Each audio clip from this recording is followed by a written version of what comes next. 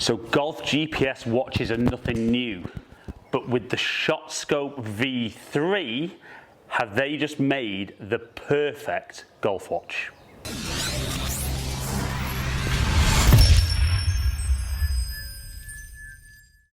So ShotScope have released two new models, the G3 and the V3, and I'm very fortunate. I've managed to get my hands on this model, the V3, a couple of weeks ago. I've played a few 9 holes, not had time to play 18 since the lockdown's been lifted in the UK. But let's have a close look up at the benefits of this watch. Let's have a look initially how it looks, you know, kind of how it's going to benefit your game.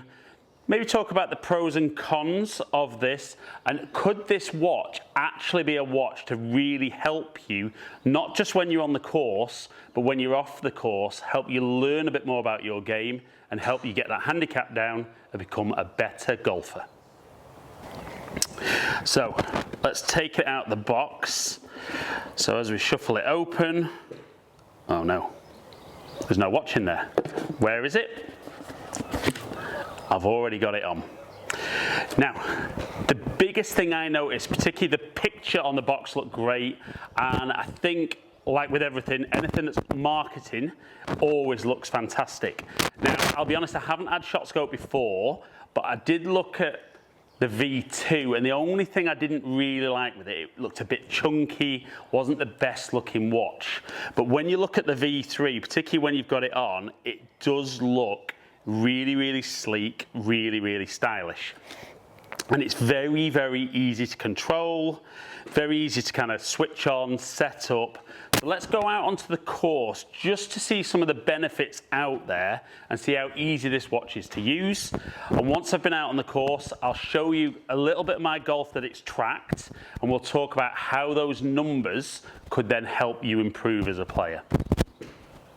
And I'm out on the 7th tee here at Heron's Reach, and when you look down the hole, you can see the fairway, but we can see there's fairway bunkers scattered everywhere, there's trees, and when we look at the watch, we can see the total distance of the hole, which is what most GPS things give nowadays. So I've got a front, middle and back, but as we look at the information on here, I can see bunker on the right, bunker on the left, so if I want to lay up short or carry.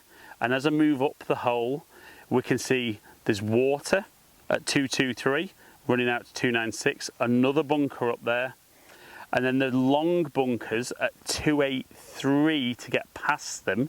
Potentially, on a still day, I don't think I'd be able to get driver past there.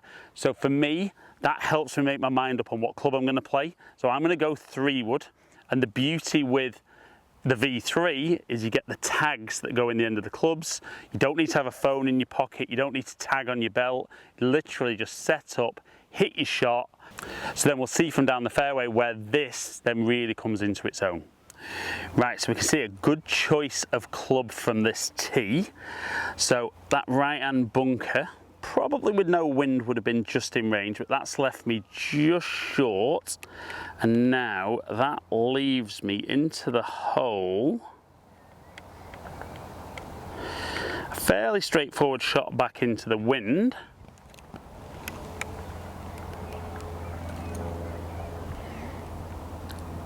And we can see I've got 136 front edge, 148 to the flag, and 162 to the back edge of the green.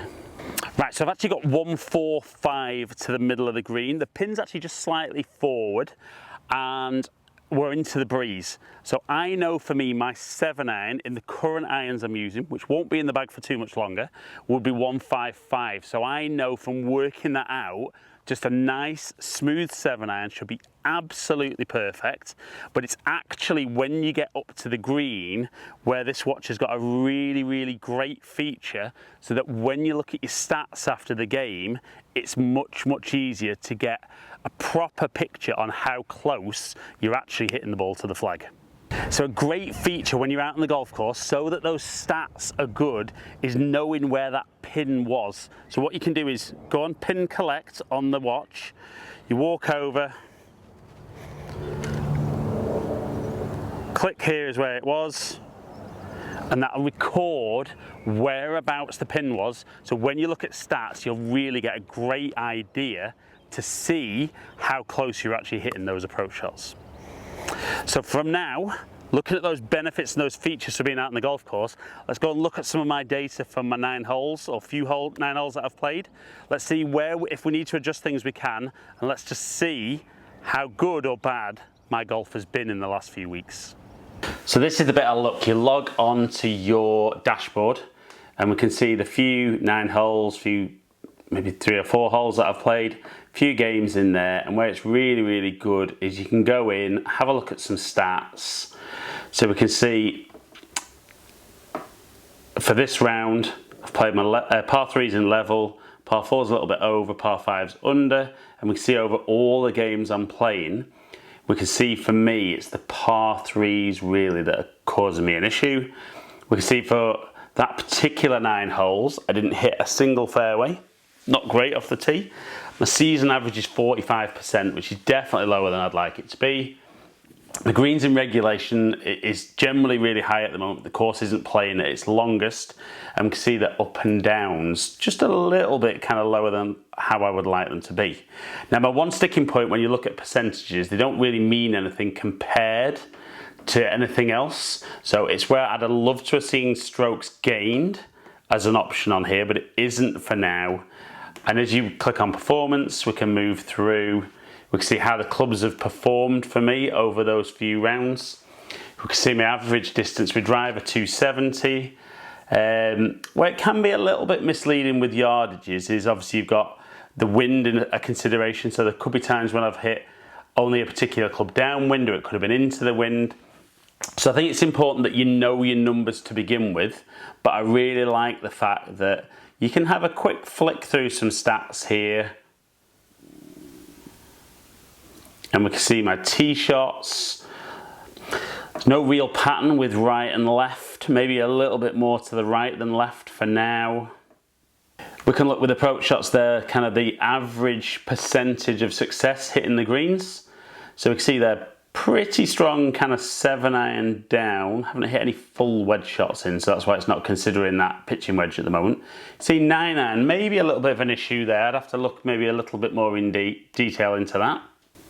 So we can see up and down, really good success rate with 7-iron. Just not getting it close enough to the flag, I think would be my initial suggestion. And we look at this chart here, could definitely say I'm just chipping the ball too far away on a regular basis. And off the back of that, that's making me harder to have 1-putts. You can see my number of putts per green, 22% of the time, 1-putts, 77% of the time, and no 3-putts so far. But we look on this as an interesting stat. So 30.3 putts per round is what I'd be averaging, even though I've only done 9 holes. But the average length of putts hold is only 3'2". So for me, hitting it too far from the flag to begin with, and then having to roll it down and knock in from there. And that's really a case then of maybe hitting it a little bit closer. We can see here when I'm 0 to 6 foot, chipping it fairly close, 6 to 12, 12 to 18 foot, just not chipping it near enough to the hole, and as a result of that, that's what's cost me on my number of putts. Right then guys, so the positives for me for the V3. It looks great. It's definitely something that you could just wear as a normal watch. You know, it doesn't look obviously like a golf watch. What's great with it, really, really easy to scroll through, really easy to see the kind of numbers for kind of front, middle, back, kind of any bunkers that are out there. So really, really easy to use. And I love the fact that when you hit the shots, it just automatically picks it up from the tags in the top of the club. It's not something that you need to necessarily have your phone in your front pocket for, or you need to tag. So it's really, really easy to use, and it collects that data really, really well.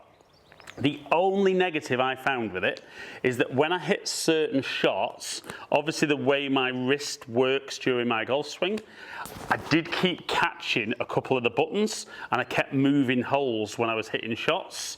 Now, I don't know whether that's something that it's overly sensitive, or maybe, stupid as it sounds, maybe I need to wear my watch a little bit higher up my forearm, but that was the only real negative, and I didn't love the strap. I did find that that would kind of just come, see there, just kind of didn't always stay fully fastened with me.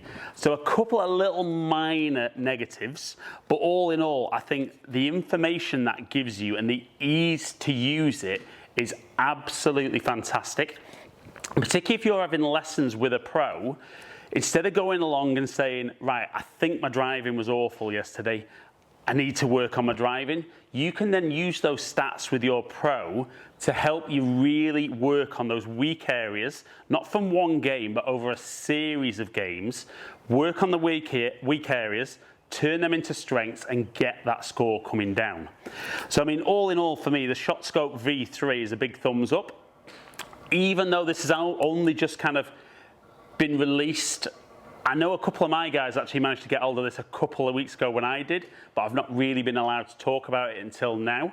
I think more and more golfers are going to move into kind of certainly that to begin with, and as more of the different brands incorporate more stuff into their watches, I think this type of device will become a must-have for golfers to enjoy their golf, you know, find those yardages quickly, but then really get some good feedback and improve their golf from working on the correct areas.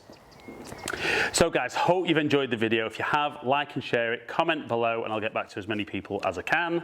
If you've enjoyed today's video and you don't currently subscribe, click the button below, ring the notification bell, and then you'll find out whenever I drop a new video. Follow me on all my social media platforms, all under Ali Taylor Golf. Hopefully catch up with some of you guys down there soon. Stay in contact.